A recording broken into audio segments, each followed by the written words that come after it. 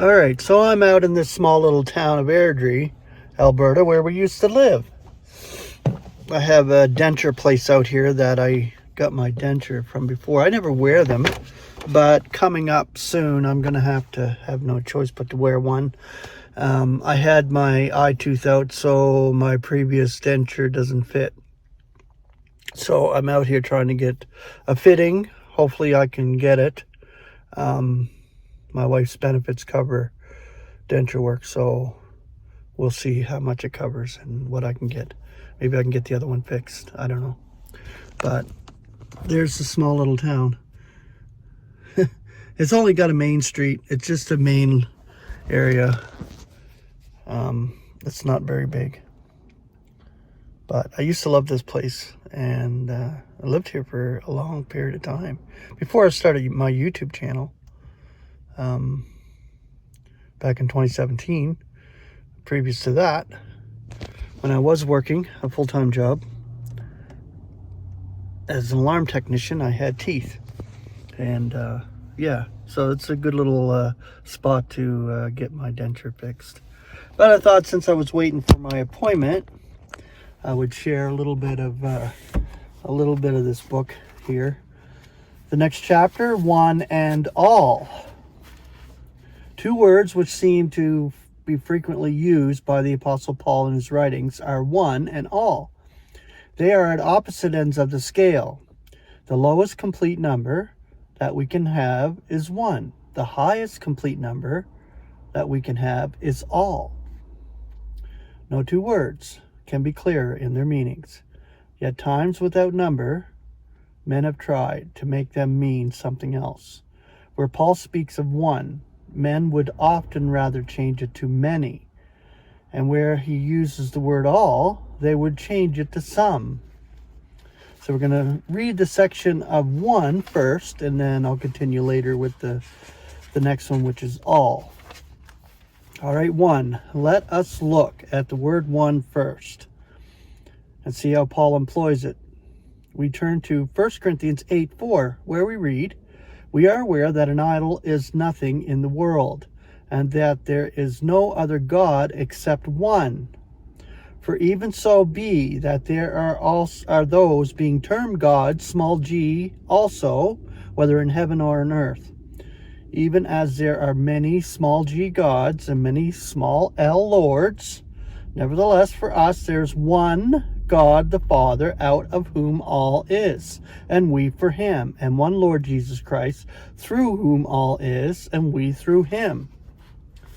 Here the apostle states plainly that there is one God and one Lord, one God the Father and one Lord Jesus Christ. Yet men have many gods, small g, and many lords, small l. Some nations make gods, small g gods, of all kinds of idols, and even of living creatures. The Egyptians worshipped almost everything that moved, flying creatures, quadrupeds, and even reptiles. Other nations made a god of the sun, under various means such as Baal, Tammuz, Apollo, etc. Diana of the Ephesians was a moon goddess. The planets gave their names to many gods of ancient Greece, like Jupiter and Mercury, for whom Paul and Barnabas were once mistaken. Acts chapter 14, verse 12. It has ever been the tendency of men to swerve away from the one true God and give their affections to others. Even Israel, the people of God's own choice, were frequently guilty of idolatry. Yes, even while Moses was receiving the law from God himself on Mount Sinai, a law which was to contain as its first commandment, "Thou shalt not have no other gods before me." They were fashioning a golden calf to worship. And if today few would actually make a literal calf of gold, it is still true that there are many figurative golden calves, things to worship, on which to bestow affection in place of God. Things like money, business, ambition, social status, and sport. Yeah, and you see it all over the world right now. Does not the apostle say in another place that in the last days men will be fond of their own gratification rather than fond of God. And if they will have many gods, small g, to worship, it is equally true that they will have many lords to which they will make obeisance.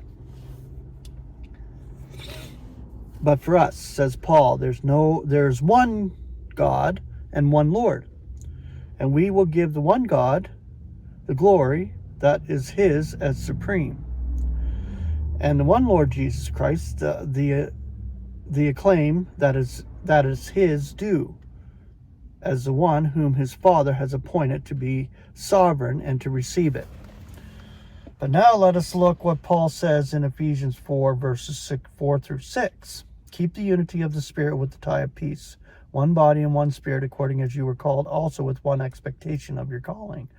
One Lord, one faith, one baptism, one God and Father of all, who is over all and through all and in all. Men would have many faiths, but Paul knows only of one faith. At the end of his ministry, he declares, I have kept the faith, because there are many faiths among Christians today. There are many denominations, many bodies of believers. Paul puts, I would call them unbelievers rather than believers. Paul puts all the unbelievers in this administration of the grace of God into one body and one church, or believers. This is it. Paul puts all the believers, which are actually believers, in this administration of the grace of God, in one body and one church, or one, I don't like that word church, one ecclesia, which is the body of Christ. He stresses that there is one body and one Spirit, according as we are called with one expectation of our calling. The Lord knows those who are his, irrespective of what church they attend, exactly, or to what denomination they belong. His saints of today are all part of that ecclesia, which is his body. The ecclesia of God, they are all chosen and called by God, and whom he calls, these he also justifies, and whom he justifies, these he glorifies. Romans 8:30. Attendance at any particular place does not in itself make one a member of this ecclesia of God. The true indication is the indwelling of God's Spirit. For whoever are being led by God's Spirit, these are sons of God. Romans 8:14. Again, the apostle sees only one Savior of the universe, and he emphasizes in Romans 5:19 that it is through the obedience of the one that the many shall be constituted just. Men would like to make the acts of many the basis of justification. They would like to think that they could justify themselves before God, and thus save themselves from the consequences of sin. But God, through his apostle, says no. It is the obedience of the one that counts, the one man, Jesus Christ. The one sacrifice is enough to take away all sin. The one death is enough to secure life for all eternity. The one not knowing sin becomes a sin offering for our sakes. 2 Corinthians 5:21. The one not knowing sin. But what about the rest? Well, they are covered by the word all. And in order that we may perceive this, let us give attention to Paul's inspired use of the word all in the following quotations of his letters. Okay, so the next section is all.